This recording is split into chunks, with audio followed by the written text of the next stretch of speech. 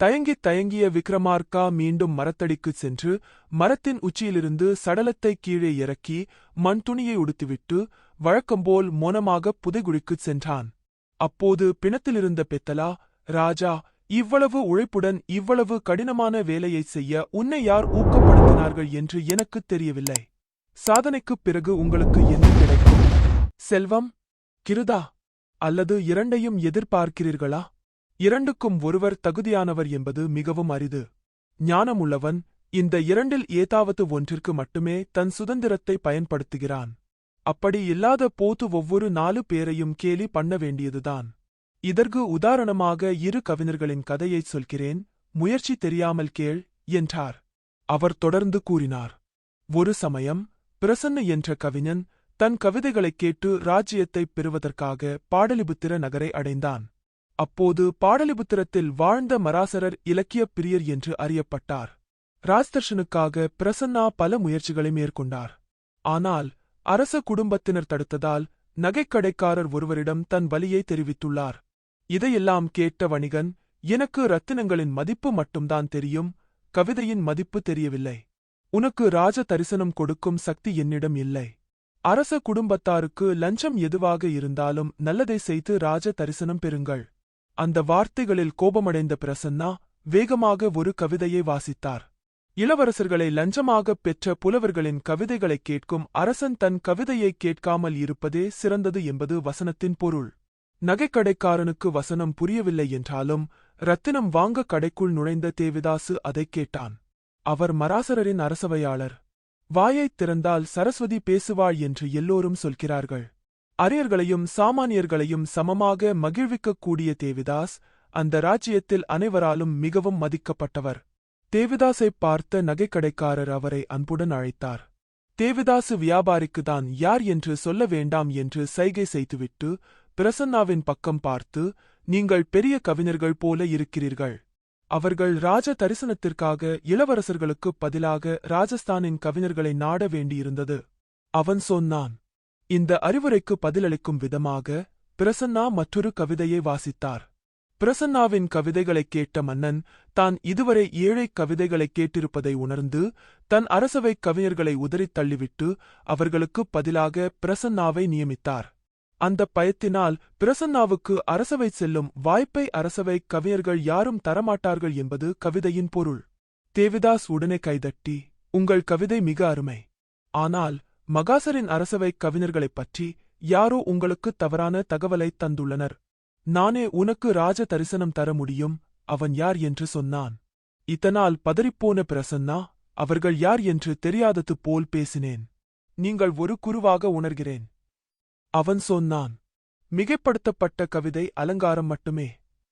பிறகு தேவிதாசர் பிரசன்னாவை மராசுரனிடம் அழைத்துச் சென்று பிரசன்னாவை எப்படி சந்தித்தார் என்று கூறினார். மராசரர் மகிழ்ச்சியுடன் தேவிதாசைப் போற்றினால், நீங்கள் சிறந்த கவிஞர்களாக இருக்க வேண்டும் என்றார். பிரசன்னாவின் கவிதைகளைக் கேட்ட அவர் அதைப் பாராட்டி அவரை தன் அரசவைக் கவிஞர்களில் ஒருவராக ஆக்கினார். இதற்கிடையில் அந்த நாட்டு மக்களிடையே மதக்கலவரம் வெடித்தது. மக்கள் வீரசைவர்கள், வீரவைஷ்ணவர்கள், பாத்தர்கள், ஜெயினர்கள் என பிரிந்து ஒருவருக்கொருவர் வன்முறையில் ஈடுபடத் தொடங்கினர். மக்களின் சிந்தனையை மாற்ற மராசரா பல முயற்சிகளை மேற்கொண்டார். ஆனால் எந்த பலனும் ஏற்படவில்லை. அப்போது மராசுரனின் மந்திரி அவனிடம், ஆண்டவரே, நல்ல புத்தகங்கள் மட்டுமே மக்களின் மனதை மாற்றும். கடவுள் ஒருவரே என்று வேதங்கள் பறைசாற்றுகின்றன. அனைவரும் வேதங்களை மதிக்கிறார்கள். வேதசாரத்தை பேச்சு வழக்கில் விளக்கினால் மக்களின் மனநிலையில் மாற்றம் ஏற்படும் என்றார். அவன் சொன்னான். மராசரு மன்னன் இந்த அறிவுரையை விரும்பினான். தேவிதாஸ் மட்டுமே இந்த வேலையைச் செய்ய வல்லவர் என்பது அவருக்குத் தோன்றியது. ஆனால் அமைச்சர் கூறுகையில், ஒருவரால் வேதங்களின் சாரத்தை பேச்சு வழக்கில் விளக்குவது சாத்தியமில்லை. தேவிதாஸ் போல பிரசன்னாவும் நல்லவர் என்று கேள்விப்பட்டிருக்கிறேன். உங்கள் பொறுப்பை இருவரிடமும் கொடுங்கள் என்றார். அவன் சொன்னான். மகாசரர் இவ்விரு புலவர்களையும் அழைத்து மந்திரி சொன்னதை விளக்கினார். அதற்குப் பதிலளித்த பிரசன்னா, வேதாசரத்தை சாதாரண மக்களுக்குப் புரிய வைக்க முதலில் அதை புரிந்து கொள்ள வேண்டும். இது ஒரு ஆள் அல்லது இருவர் செய்யும் வேலை அல்ல. பெரிய அறிஞர்களுடன் விவாதம் நடத்திவிட்டு கவிதை எழுதத் தொடங்க வேண்டும். அவன் சொன்னான். தேவிதாசு, இந்த விஷயத்தில் எனக்கு யாருடைய உதவியும் தேவையில்லை. என்னால் மட்டுமே இந்த பணியை முடிக்க முடியும். எனக்கு 2 மாத காலக்கெடு வேண்டும் என்று அரசன் கேட்டான். மராசரர் உடனே 2 கவிஞர்களிடமும் பணியை ஒப்படைத்து, யார் முதலில் கவிதையை முடிப்பவர்களோ அவர்களுக்கு 1,00,000 வராகங்களை பரிசாக தருகிறேன் என்றார். அவன் சொன்னான். உடனே 2 கவிஞர்களும் தங்கள் முயற்சியைத் தொடங்கினார்கள். தேவி தாசா சமஸ்கிருதத்தில் சிறந்த அறிஞர். எவ்வளவு சிக்கலான விஷயமாக இருந்தாலும் அவரால் புரிந்து கொள்ள முடியும். இவ்வாறு அவர் வேதங்களை மனப்பாடம் செய்து, எதிர்பார்த்ததை விட 2 வாரங்களுக்கு முன்னதாகவே தேவிதாசனின் கவிதைகளை எழுதி முடித்தார். பிரசன்னாவுக்கு சமஸ்கிருதம் தெரியும், ஆனால் அந்த மொழியில் புலமை இல்லை. சில வேத பண்டிதர்களை அணுகி தேவையான அனைத்தையும் புரிந்து கொண்டு கவிதை எழுத ஆரம்பித்தார். இதன் காரணமாக கவிதையை முடிக்க அவருக்கு 2 மாதங்கள் பிடித்தன. பிரசன்னாவின் கவிதைகள் எவ்வாறு முன்னேறுகிறது என்பதை அவ்வப்போது தேவிதாஸ் மற்றவர்கள் மூலம் அறிந்து கொண்டார். பிரசன்னாவுக்கு முன் கவிதை எழுதியதை அவர் கௌரவமாகக் கருதவில்லை. அவரை விட பிரசன்னாவால் நன்றாக எழுத முடியாது என்பதை அனைவரும் நிரூபிக்க வேண்டும். இப்படிப்பட்ட எண்ணங்களோடு பிரசன்னாவின் கவிதை முடியும் வரை தேவிதாசர் நின்று அரசனிடம் சென்று, பெருமானே, நானும் பிரசனும் ஒரே நேரத்தில் கவிதையை முடித்தோம். இவற்றில் சிறந்த எழுத்துகளுக்கு பரிசு கொடுங்கள் என்றார். அவன் சொன்னான். இது மராசருக்கு கடுமையான பிரச்சனையாக மாறியது. சிறந்த படைப்புகளைத் தேர்ந்தெடுக்க தேவிதாசின் உதவியைப் பெறுவது வழக்கம். இப்போது தேவிதாஸ் எழுத்துக்கு போட்டி என்றால் நடுவர் யார்?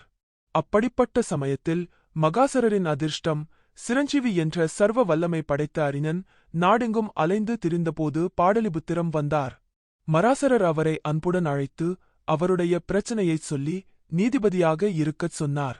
சிரஞ்சீவி 2 காவியங்களையும் கவனத்துடன் வாசித்து, இருவரும் சிறந்தவர்கள் என்றும் 2 கவிஞர்களும் பரிசுக்கு தகுதியானவர்கள் என்றும் கூறினார். அதைக் கேட்டுக் கொண்டிருந்த தேவிதாசு, என்னுடைய ஒரே திறமையின் விளைவே என் கவிதை. பிரசன்னாவை விட 2 நாட்கள் முன்னதாகவே முடித்தாலும் அவருக்கு வாய்ப்பு கொடுக்க 2 வாரங்கள் காத்திருந்தேன். பிரசன்னா பலரிடம் வேதசாரம் விவாதித்து பிறகு கவிதை இயற்றினார்.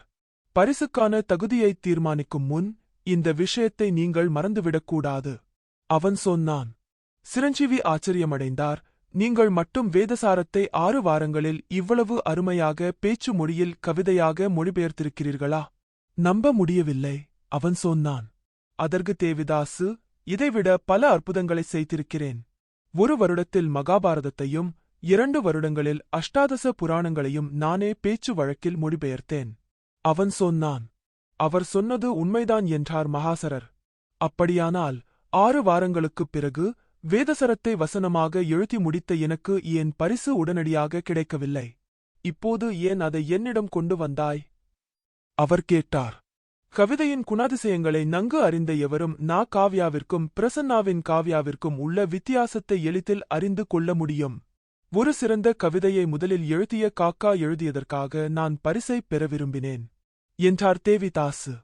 இந்த விஷயத்தில் உங்கள் கருத்து என்ன என்று பிரசானிடம் கேட்டார் சிரஞ்சீவி. ஆர்யா, நான் தேவிதாஸ் போல சமஸ்கிருதத்தில் தேர்ச்சி பெற்றவன் இல்லை. இதனால் நான் எப்போதும் நயனாவை விட இளையவன். இந்த கவிதையை பரிசுக்காக எழுதாமல் மக்களுக்காக பணியாற்ற வேண்டும் என்று முடிவு செய்தேன்.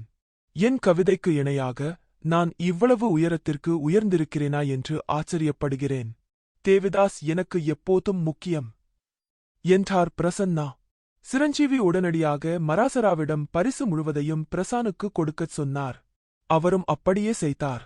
பேதலா இந்தக் கதையைச் சொல்லி சிரஞ்சீவி மன்னன் எடுத்த முடிவை மராசார மன்னன் ஏற்றுக்கொண்டதால் சிறந்த கவிஞரும் அறிஞருமான தேவிதாசுக்குப் பெரும் அநீதி இழைக்கப்பட்டது. இந்த விஷயத்தில் வாழ்நாள் முழுவதும் பக்கச்சார்பாக இருப்பதற்கான உண்மையான காரணம் என்ன? தேவிதாசை விட திறமை குறைந்த பிரசானை ஏன் பாராட்டினார்? இந்தச் சந்தேகத்துக்குப் பதில் தெரிந்தும் சொல்லாவிட்டால் தலை வெடித்துவிடும் என்றார் கூறினார். விக்ரமார்கா, தேவிதாஸ் சிறந்த கவிஞர் என்பதில் சந்தேகமில்லை. ஆனால் அவர் போட்டியிட்ட கவிதையால் பிரசன்னாவும் தனது நிலையை எட்டினார். எனவே இப்போது இருவரும் சமம். பிறகு யாருக்கு பரிசு கொடுக்க வேண்டும்? 2 புலவர்களையும் ஆராய்ந்தால் ஒன்று தெளிவாகிறது. தேவிதாசு அவரது திறமையை மட்டும் பாராட்டாமல் அவரை விட சிறந்த கவிஞர் இல்லை என்று பெருமையாகவும் கூறுகிறார். அது வீழ்ச்சியின் அடையாளம். பரிசு தனக்கு வர வேண்டும் என்று அவர் பிடிவாதமாக இருப்பதைப் பார்க்கும்போது அவருக்கு புகழ் தாகமும் பணத்தாகமும் இருப்பது தெளிவாகத் தெரிகிறது. அப்படிப்பட்டவரால் வாழ்க்கையில் ஒரு படி கூட கீழே போக முடியாது.